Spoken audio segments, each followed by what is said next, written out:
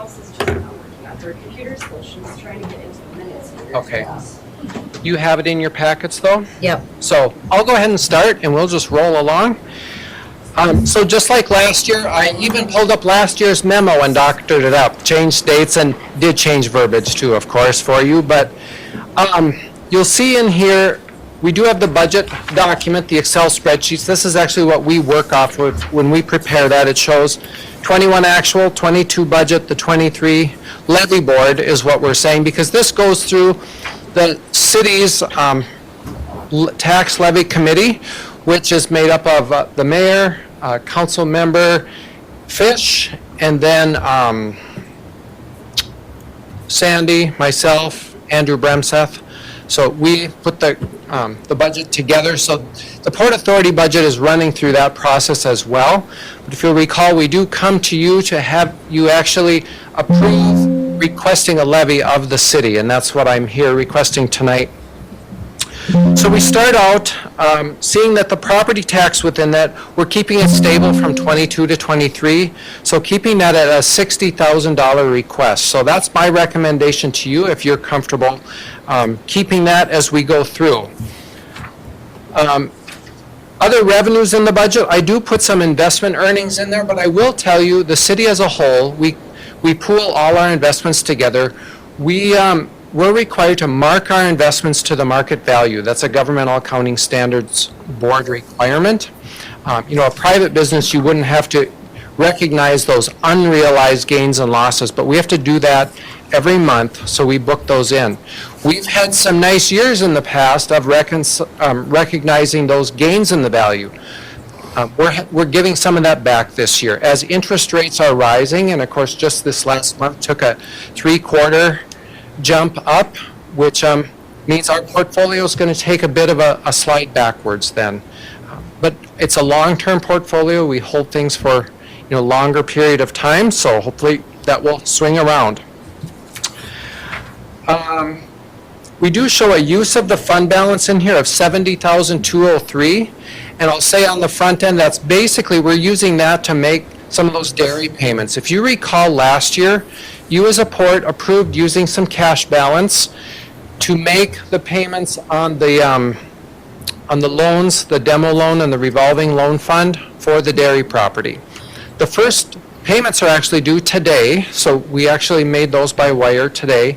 The second payment is February of 2023. You, as a port, approved making those first two payments because it relates to levy year 2022. You collect your taxes through January of 23, make that final payment in February of 23, really from your revenues of 22. It's a little confusing, therefore the budgets aren't always going to match that analysis, but because I have to show those in the budget when they're actually being made. Then we have rent in the budget of $238,490. $215,000 of that is for the Community Behavioral Health Hospital that we own and lease to the state of Minnesota. They cover all the costs. We reconcile those operating costs annually, and they provide funds for capital maintenance on that building that we're holding. We basically use them then on the state's directive on projects they want to do out there. But really, the Port Authority is, facilitated, just acted as a facilitator, holder of that building, and that's working really well, keeping those services in Fergus. And that revenue is just cost-based, so. It's what? It's cost-based, so here's what it takes to run the facility. Right, cost-based plus then putting like $10,000, $11,000 a month into that capital fund, okay. and then building that up, and then we'll take, a big chunk out of it if you do a roof or do a parking lot and things like that. Thank you. The remainder of the rent, $23,407, is farmland rental. It comes from a farmer, and then also out at the racetrack when they lease a portion of that property out there for the race out there. So that brings us total sources of just about $380,000. The expense side of it, the first section under economic development and assistance, this is the general operations of the port. And basically you have a proportion of Jill's salary and Clara's salary charged in there. So we have wages and benefits, we have some professional services there. If we have to do a study or something, not much in there, but $5,000, and then paying property taxes out at $10,000. The next section of the expenses is the CBHH facility, and I do make that match the revenue side. So we show the in and the out, knowing we probably won't spend all those expenses that are in the building repair and maintenance, and then that's what gets accumulated in a restricted fund balance that we track for the state of Minnesota. And then the operating transfers out, that is the money going out to make those dairy loan payments. So you can see $22,512 is in 2022. That's the payments we're making right now. And then the $65,950 is the February 23 payments. And then that will have fulfilled the obligation. You actually approved more than that last year, but as you recall, when we talked last month, we were not able to completely draw down the demolition loan. And we haven't quite sorted that all out yet as far as making up that gap on the dairy project. But the loan due back to the state is less than the total. Therefore, the debt service payments are less. So that is the budget. And then I did put the financial statements in here again. I don't think they really changed, maybe a little bit on the what's restricted for that CBHH facility, because we allocated some of those investment downgrades or the loss in value then to the state as well. I don't really have to go through those unless you have questions on that, but I did put in a projected cash balance sheet that looks like this in your packet with the highlights. A lot of detail. I kind of wanted to do it on a one line item, but we'll talk through it a bit. And if I start getting too much in the weeds, say stop. Before you do that, could you Yep. show us where the 100,000 went from the restricted, or estimated repairs? Is that Oh, that sheet someplace? the 100,000 that's in the building repairs and maintenance. Yeah. So what's your question in relation? Yeah, where does it go? Because that gets poked over here. Then, oh, this is the actual, so it would be next year. So that's what we're budgeting for '23. And if they don't spend it, then it basically closes into a reserve fund balance or like a savings account. And then that shows up on the balance sheet. So not in the P&L, but Yeah, which account would it show up in on the balance? on the balance sheet. You don't have the balance sheet here. Let's go over to the financial statements. So in your packet, if you see the balance sheet that just looks like this, that is the restricted for renewal and replacement, the middle fund balance that currently is $522,930. Thank you. Yep. Sorry, it took me a bit to get my understanding there. Well, you just mentioned this, right? Okay, where is it? Yep. Thank you. Do you have any other questions on the financial statements themselves? Would you like me to breeze through those a bit or leave them where they're at? Yes, you have them. But I do want to talk through the cash balances a bit because it brings up a point of discussion. What you have here in front of you has 2018 through 2024. I could start dropping off some of the older years and lengthen this out a bit more, but so for 2022, I'm projecting that we'll end the year in the Port Authority with $226,745. So what in that yellow highlighted line you can see. And what's happening there, we're starting at the top of that page of $412,000. We have some money coming in from the state for those remaining funds on the demo loan and the revolving loan fund coming in. We have operating budget going out, and then we have payments going over to the capital project fund, which the city has upfronted all the costs of the dairy, and that's sitting over in our city capital project fund. We hold the asset in the Port Authority as land held for resale, and we make up the difference between the two, saying as a liability and a receivable. So the port, we owe you this money. The city, we have a receivable from the port for that. That's how we're offsetting that. We have the current year debt service payments that you approved previously, that $50,000 and a $32,000. We also did build in here a $20,000 payment for the engineering report on the Norgan property, which is your next item on your agenda tonight. So we did build that in here to give you a frame of reference of how this looks with the cash. And then showing, keeping the levy stable at 60,000. Also moving over to the project fund, I haven't moved it yet, but you remember when we sold the crushed material from the dairy site to Carlton? That 60,000 is still sitting in the Port Authority. So I need to move that over with the other remaining funds to the project fund. So that comes down to the 226. Carries forward to the next year, have some rental coming in, operating budget going out that we saw, that 98,748. A levy of 60,000 would end us at 215, or just about 216,000, I'm estimating. And then down below, this is just, we're just going to think out loud for a moment. These are the year number 2 dairy payments. We're talking in our tax levy committee about that because we said we'd pay cash for the first one. Then let's look at this second year. We would start levying the property tax on the statements. And of course, as a tax levy committee, we're always trying to find ways to think through the levy, minimize the impact any way we can. So one way would be, do we pay cash one more year out of a fund? Port Authority could be an option on that. And then really look towards the RFP process. Where do we go to try and get the property sold and developed, get the money in, pay off these loans, and try not to have much of a levy impact? Just thinking out loud, that's what we're talking about in the tax levy committee. So one would be your appetite as a Port Authority of using Port Authority cash balance for this.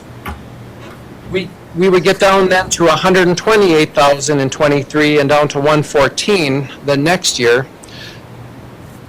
So I don't have an answer for you, even what I for sure recommend yet, but I definitely can see the good side of not levying that if we think we can get some development rolling, which is, the concept all along, certainly.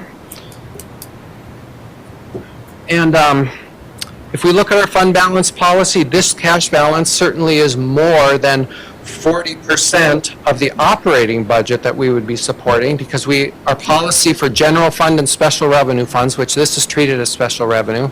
I really feel like I'm going in the weeds, and I'll stop shortly, but if we look at the policy, 35 to 40%, certainly with 128,000, we would be over that because we're more than the $98,000 budget.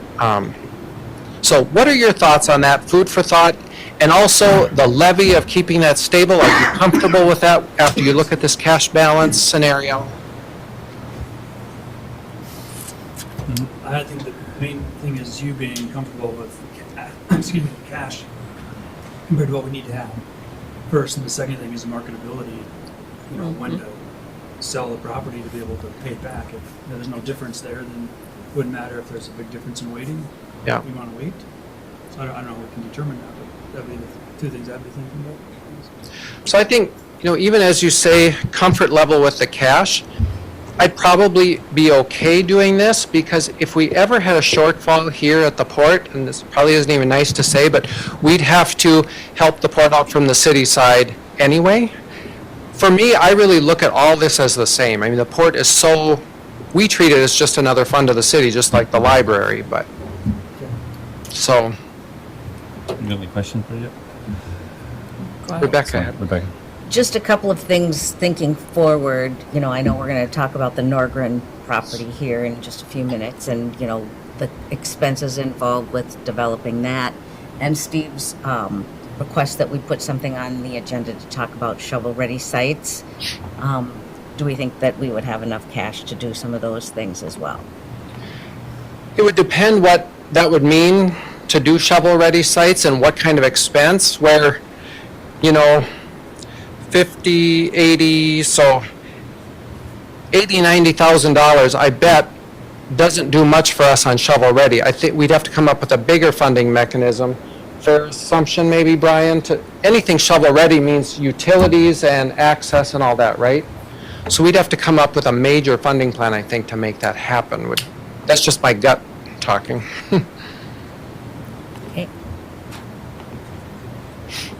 Any comments on this side of the table?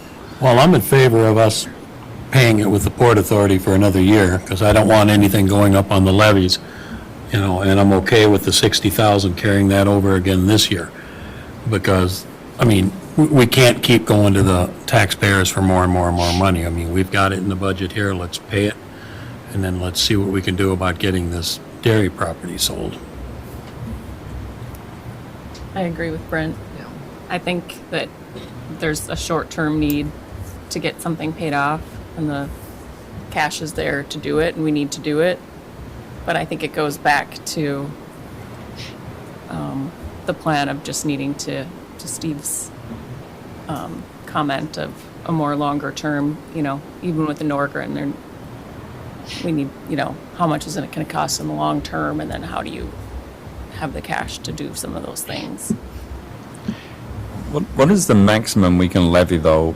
Because there is a limit, because obviously as we do these things and we kind of take, we're down to then 115,000, like this kind of study for Norgren is like 20,000. After this engineering, there'll be another one potentially, which might have a cost of another 20 to say 40,000. My concern would be, do we run out of the ability to levy and maintain then the cash balance of 40%?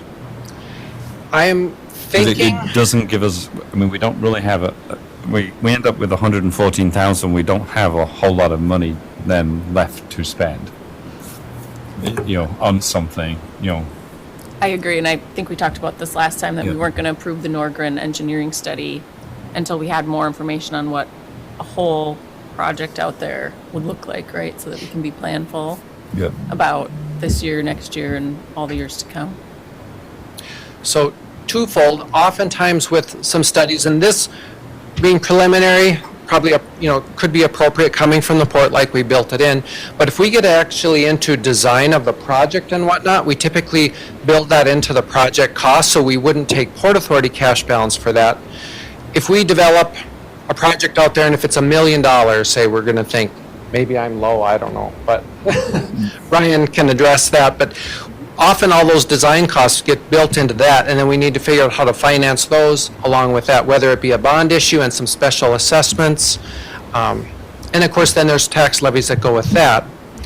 The 60,000, we're certainly not levying to our max. I'd have to calculate that, and I should have done that, but my guess, it could be, maybe 180, 200,000 now we could be up to. It's based on the market value. It's a certain percentage of the market value that a port would have the authority to levy, so it would max out. But certainly, even if you were double, I know we'd still be under the max. Right. But- My concern was like, if we keep diminishing the balance, then, if we don't sell the dairy property, by 2024 and 2025, that's another 80,000, then, you're down to $34,000 in the kitty. But So, I know that's not what we want to do, but Well- that's also a potential of what could happen. But my concerns on going any higher is the fact is, right now, property values are going through the roof. Everybody's taxes are going through the roof.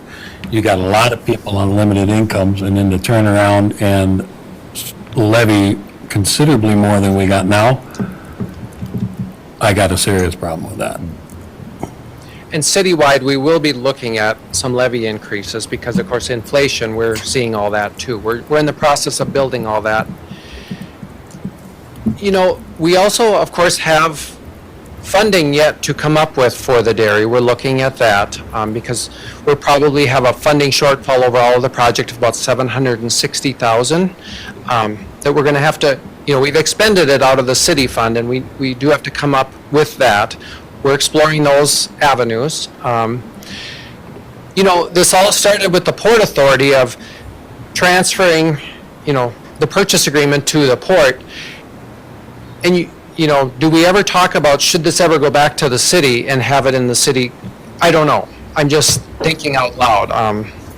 Because ultimately, we're working on that at the city side too, of how do we fund that gap? So it's just food for thought. I don't have any answers, but. So what's the timeline, I suppose, on making a final decision recommendation to the council on the 60,000 levy? Probably, we could actually do it. I'd like to kind of know where you're going, because I plan on presenting the budget to the city council on the first meeting in September 6th, I believe that is. Then the city council will actually adopt the preliminary levy at the second meeting, which is September 19th, is that right? Do I have the, Claire was going to look at a calendar, but it's the first Tuesday and then the third Monday. So technically, before that September 19th meeting, which, of course, you'll meet again on September 19th, but I will have the budget presented September 6th, so I really like to know before then, which means tonight or then a short meeting, if we called the special meeting over noon or something to discuss that. We could certainly do that if you are all up to that. Is there a reason why we can't make that decision tonight? Do you No, need a I mean, if motion to everybody approve the is- 60? I mean, if everybody's everybody's agreeable to 60,000, then we can make the decision tonight, but, I mean, maybe do we want to talk about the other two things and then come back to the budget? Because that, what happens on the Norgren and the dairy property may affect that or not. You sure can, we can, And Steve's kind of, shovel-ready discussion. Yeah. Because all of those things have implication of costing money. together. So, right. The next item, we'll come back to you, Bill, we'd hate to leave you hanging, but the next item is the Don't Norgren. forget to act on it, though. Must. Just Bill. Like, would you like to talk about the Norgren engineering? Well, I can reintroduce it, and then Brian is with us tonight to answer some more technical questions. We started this discussion at the last Port Authority meeting. We received a proposal for a preliminary engineering report to help identify a utility plan for the Norgren property, the platted portion of the Norgren property, which, as you may recall, is available for housing development. It has been sitting basically untouched for many years now, just sort of sitting on the Port Authority's books. One discussion that we had many meetings ago was what does the port want to be doing, and housing was a focus at that point. So our engineering department, Brian, our city engineer, is here today, reached out to a local engineering firm who presented you with the preliminary report option that could help us make some determinations on what a utility plan would look like, how much it would cost, and then we could talk more about the development of that site. But from our last meeting, we had wanted Brian to come and just talk a little bit more about what that process actually looks like when a plan is in place. And then I think Bill had wanted maybe Brian to give an overview of what a project looks like from a city perspective, so that we can talk a little bit about funding mechanisms, et cetera. So, Brian, I think you also had an exhibit that I don't know if we can pull up because we didn't receive it in time, but hopefully we'll. Thank you, Mr. Chair and members of the Port Authority. Yeah, here, I think believe it was introduced here, last Port Authority meeting, was a professional service proposal from Interstate Engineering. I'm not sure to have the exhibit included, but I do have some handouts for the subject property, if that's all right. So yeah, I'll just go briefly over the scope of work prepared by Interstate Engineering based on my understanding of what the work was. Interstate Engineering is proposing to do create some preliminary grading plan, which will include some hydraulics for permanent stormwater management, which is a requirement. They'll also do some preliminary water, sanitary sewer, and storm sewer layouts for this project, and create preliminary road plans with profiles as well, just for geometric standards. Once that's all complete, they'll provide engineers' estimates for probable construction costs for this infrastructure improvement program. That has yet to be determined how, but I imagine with a lot of the projects and everything, all the preliminary costs can be broke out according to funding sources as well. So they're requesting amount compensation of not to exceed $20,000 for this work and everything. So I'll open up to any questions you might have. questions of Brian? I mean, this is typical, right? This is something we'd want to do to be able to understand the effectiveness if we move forward, right? So I'm looking at it, just money well spent, isn't it, to determine where we're headed? Yes, I would agree.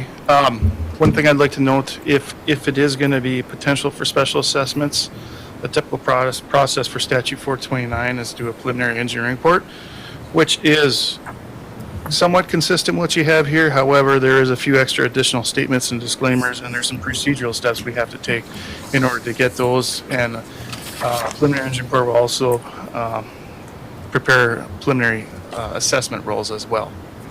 But that's just one thing I'd kind of like to comment, but, So this does include that? pardon me, no, it does not. Does not? It does not. So why wouldn't we do that? I guess if that's the course of action, then I would kind of suggest we can, I'm sure their fee would not change too much and everything, but like I said, that was based on my understanding of the request. This before you is pretty much a component of the preliminary engineering report, but it's not the full preliminary engineering report.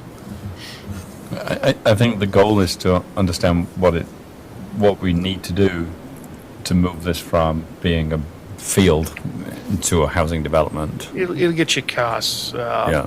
Yeah, procedural, if you do propose as part of the funding for 429, those are some of the steps we will have to do. It's preliminary engineering report. So this work, I guess, could be modified and prepared in preliminary engineering report format. So that was going to be my question. If we do move ahead with this as is, we can still add on those other components that would then make it eligible for 429? Yes. Okay.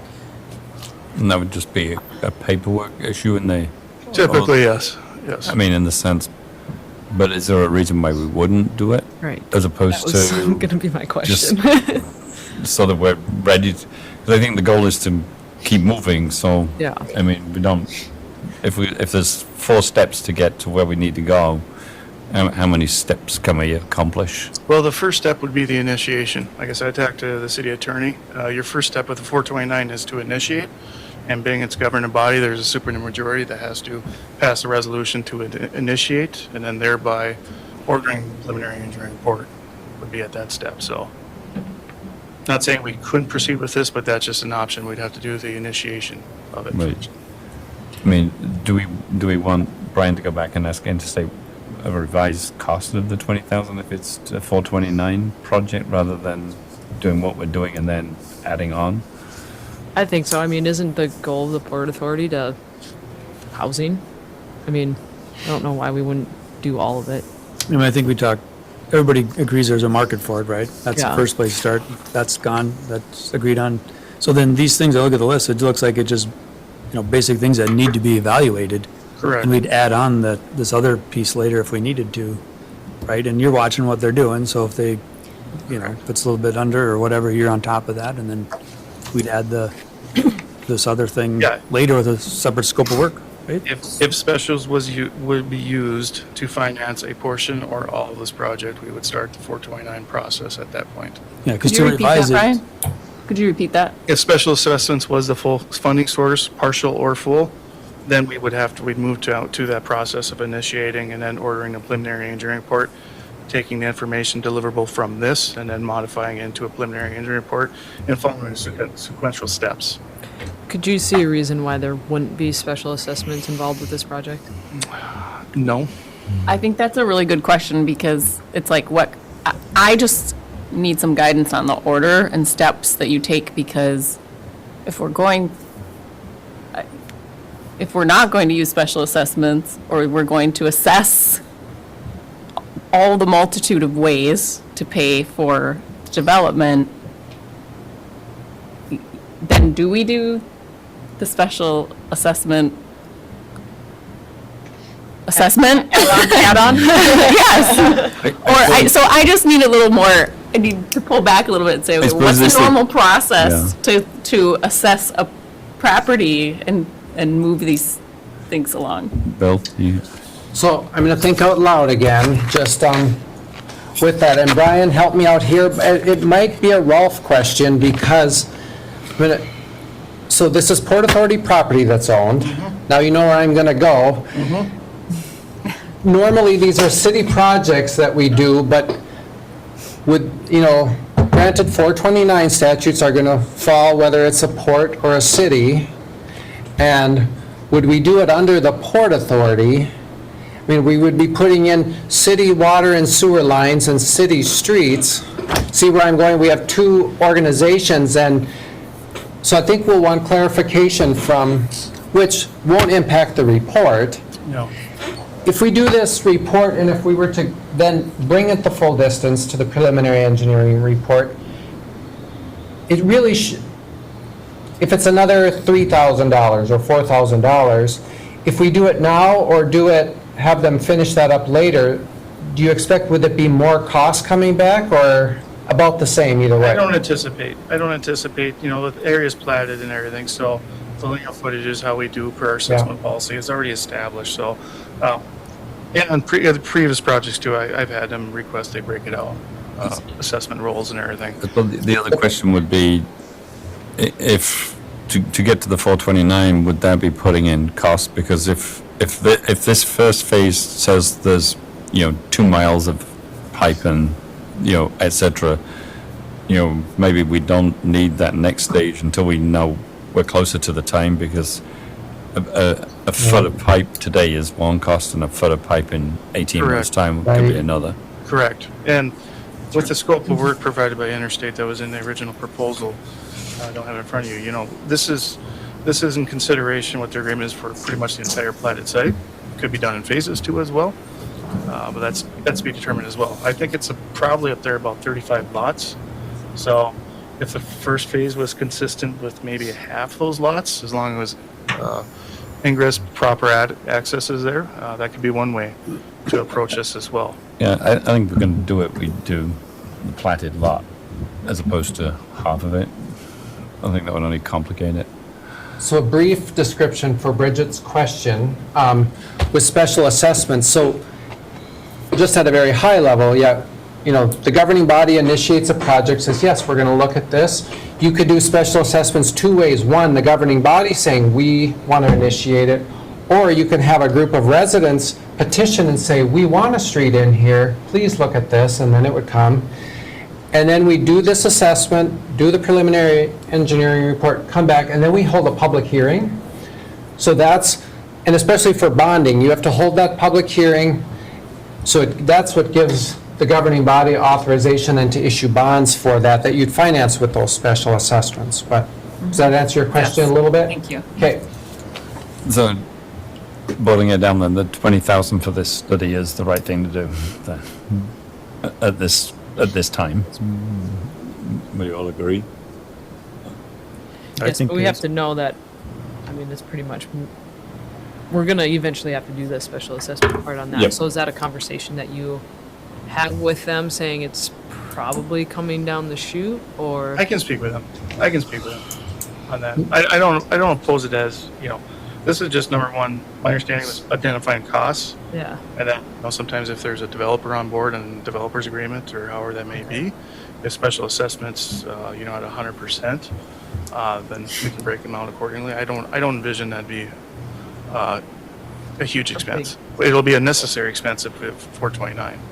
Right. So if the funding's not determined at this time, then I would suggest with the proposal as it stands to proceed and then have those conversations at that time. If it seems feasible and not cost prohibitive, then we could initiate and then move to the preliminary report. Okay. Large information of this information would be used in that report. It would just be expanded a little bit to include those assessment rules. Okay. Any other questions of Brian? If not, then does somebody want to make the motion to give the go-ahead to do? So moved. Thank you, Steve. The engineering report for the Norgren property. And Second. Thank you, Tom. So all those in favor, say aye. Aye. All those against, same sign. Hearing none, the proposal to use an interstate engineering for the Norgren property as approved. The next item on the agenda Thank you. is the dairy site discussion. Over to Clara.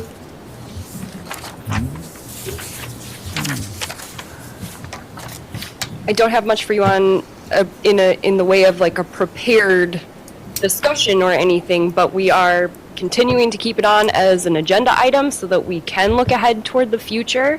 Where we've left it is that we did not get that 600,000 from LCCMR, so we are in a way back to square one with our identification for the site to have a trail and housing. We have rezoned it for housing, and I think the discussion that we should consider having right now is it time to reinitiate that RFP process so we can get this dairy property off of the rolls of the city / Port Authority and into the hands of a developer? And if so, what does that process look like, since our last process was not successful? So I will leave it at that and allow for discussion. I mean, I think, at this point in time, obviously, the LCCMR grant is a city problem as opposed to a Port Authority, and the city will take whatever steps that they need regarding that. So the Port Authority owns the property in its entirety, all 27 acres. I mean, my feeling is that we should start the RFP process, and I think we need to look at a third party to actually put that together. I don't think, we have to get it out there in a more professional way to sort of reach a larger audience if we're going to sell the property. And, as part of it is time is of an essence too, because it seems like everything in local government takes way longer than we ever kind of would like. And so therefore I think, engaging somebody to help, and that doesn't mean to say that, people can't be involved, and obviously we'd still need people involved in the RFP process, but I think somebody to lead the discussion, start putting the materials together, and then, using this body collectively to review it is a far better way to go than trying to organize some subcommittee that then kind of just, and I think as well, if we hire somebody, there's more of a beginning and an end, and we can task them to get it accomplished by a certain date, as opposed to this going on forever. Brent? I do got one question, though. When we broke off the section along the river for the LCCMR, we made it wide enough to accommodate the reasoning for the $1 million budget that we were going to pay on it. Now, since we're not going in that direction, if we do not have the 600,000 from the state, is there any way to scale back the thing along the river to make the portion that we're selling larger, to be a little bit more attractive to a developer and possibly bring in a higher price tag? Larger or smaller could also be more attractive. Great. I'm really glad you brought that up, Brent. Thank you. Yes, I think we should look at reconsidering the size of that parcel, because it was done to fit the specific grant requirements. I wish Brian had not left, unfortunately, because I think this would be something else that the engineering department can either help us with in-house or help us find a consultant who can do this work. But I do think we need to actually design a trail, or at least design the layout of a trail that can then be created or built upon, that matches the outline of the riverfront, fulfills certain size requirements for accessibility and use, etc. But then we can turn around and say, okay, we have a plan that we can move forward with, whether it be city, whether it be port, who's putting in the trail. But we could then have that as part of the RFP and say, and this is what it could look like in the future. So that could be another expense that the port maybe needs to take on, is some preliminary design work of a trail. But then, can this be anything like what we were supposed to get from the Herzogs, where when they bring in all this landscaping work and they have all this equipment, it's probably a lot cheaper if we give certain concessions to have them, when they're doing their parking lots and everything else, to possibly put in the trail system. and, use that as a concession, and then by narrowing it back a little bit more, we'll get a larger price tag for it, because needless to say, the city's put in a considerable amount of money that needs to be reimbursed. I mean, you're thinking of like the Thompson development, the River Oaks, where basically he put in a trail and we obviously did a tax. We did a tax abatement to fund the trail. To fund it. But I think, what, as you say, minimizing kind of like, and so minimizing the amount of land we have to sell. and but Narrowing it also, up a little bit to yeah, accommodate the trail, and if. And you want- maximizing kind of the usable land, but still maintain the trail. Well, some of them, like if they're gonna put in big apartment complexes or something down there, they may need more green space, they may need more parking space, and it just makes it a little bit more attractive, a little bit more valuable, but allows for either bigger buildings or more buildings. And, maybe a developer might have said, well, here, this is a little bit small. If it's a little bit bigger, it might make it a little bit more attractive also. And I think that's where looking at somebody to help put an RFP together might also bring some of that conversation into play and help with the ideas on it. So I think, sorry, Rebecca. So Anthony, when you say a third party, are you suggesting a commercial realtor, or is that, what are you thinking? I'm thinking of somebody that helps write RFPs for commercial real estate. I mean, property developers. I mean, somebody whose specific job it is to, write those things and go out there and help find buyers for it. I think, a professional group, that's their function in life, as opposed to trying to, burden staff with something that they don't do every day. Where do you find such a group or individual? I would say we direct staff to do that. Okay. I like that idea. My starting point might be checking with the consulting group who's helping us with our strategic plan. They represent a larger engineering firm, and just see if they have any contacts that would be the right fit, and then come back to you guys with some options and see what might be the right choice. I think that's a great idea. Yeah. Then trail related, I think those are good ideas, different options. Yep. There's got to be other trails that have been redone or done lately that we could talk to, and is there anything else we're missing? Maybe not, but I don't know. Even Glendale 5 years ago. Yep. Did we get any feedback on problems with the RFP challenges, why people weren't interested or were? Nothing that was ever officially submitted to me or asked to me directly, no. So it was just sort of, Just there was nothing. no feedback. It would be nice to know, from a marketability perspective, what are they seeing that we are not? City demographics, general location, that would help us. So, do we need a motion to direct staff to do that, or are we happy with just to direct staff in the minutes to do that? I think we just asked nicely. I think that's nicely, right? Thank The you. minutes, right? Jill making that. The next item on the agenda is shovel-ready sites. Steve, do you want to lead that discussion? Yeah, so, not a big ask here, but we had the discussion back in February regarding, staff availability to do different things. We talked about from a work plan perspective, we want to focus on housing and then the dairy property. And that's good. And I guess what I'm wondering, is there a different version of this shovel-ready site analysis that we should do? It doesn't have to be a full, certified shovel-ready.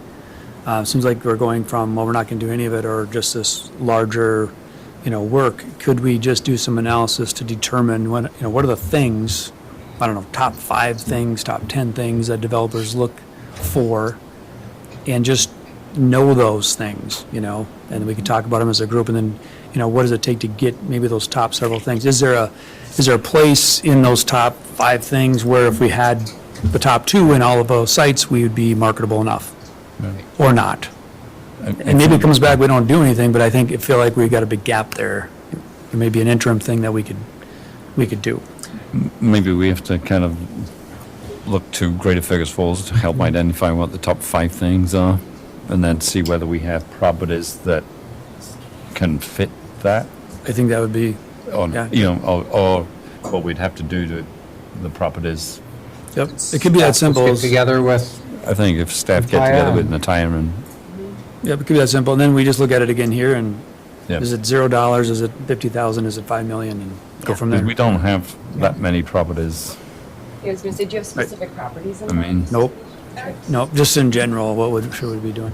because, I mean, the only commercial property we have is up on the quality Just- circuit. What we do have, well, Progress Drive is already shovel ready. We have the site that's owned by the racetrack for commercial. Yeah. Yeah, Yep, we can Right. certainly do. Okay. no, that's all I have on that. Right. Thank you. Thanks. Then the last item on the agenda is to approve the $60,000 levy for, unless we want to add, unless anybody's had any thoughts between when we started to now. If not, then somebody like to make that motion. Thank you, Brent. I'll second that. Thank you, Bridget. Could you re-explain it for us in a couple sentences, please? So basically, the Port Authority would be requesting of the city to continue with the $60,000 levy for the budget year 2023, which would reflect no increase from the present budget. Thank you. So, and then maybe you want to just tack on there too, and then approving the proposed budget as we have it put together as well, because that'll roll right into the city's budget as well. Do you need more clarity? Do we need to do a separate movement to say that? Let's do a separate movement on that, since that's not in there. so this I is got it. to approve the budget and to approve the levy. So all those in favor say aye. Aye. All those against, same sign. The budget and the levy are approved. And then, Bill, you had one other thing? Well, Clara brings up a good point of, when we talked about if we use that cash balance to make the year two's dairy payments, if you're comfortable with that. I'll make that motion to approve using the cash balance. for Okay. Dairy Thank payments. you, Second. Bridget. Thank you, Steve. So we're basically, we have a motion to approve using cash balance to make year 2023 payments on the dairy. And then move that into the budget as well, because part of that will show up in the 23 now, and part of it in the beginning of 24. So Right. the budget, I just had you approve. Clara was a step ahead of me. That's good. Okay, so, and to include in the budget. So all those in favor say aye. Aye. All those against, same sign. Hearing none, motion is approved. Thank you. Are there any other items to come before the Port Authority this evening? If not, then we will adjourn. Thank you very much. Thank you. Thank you. Guys. So I just heard back from Anna that, yes. Yeah, I spoke too quick on having the budget. Yeah. You were right. That's because I probably threw you off. We needed that as a separate thing. Yeah, we're running up to. So I'm a little frustrated. because I Right.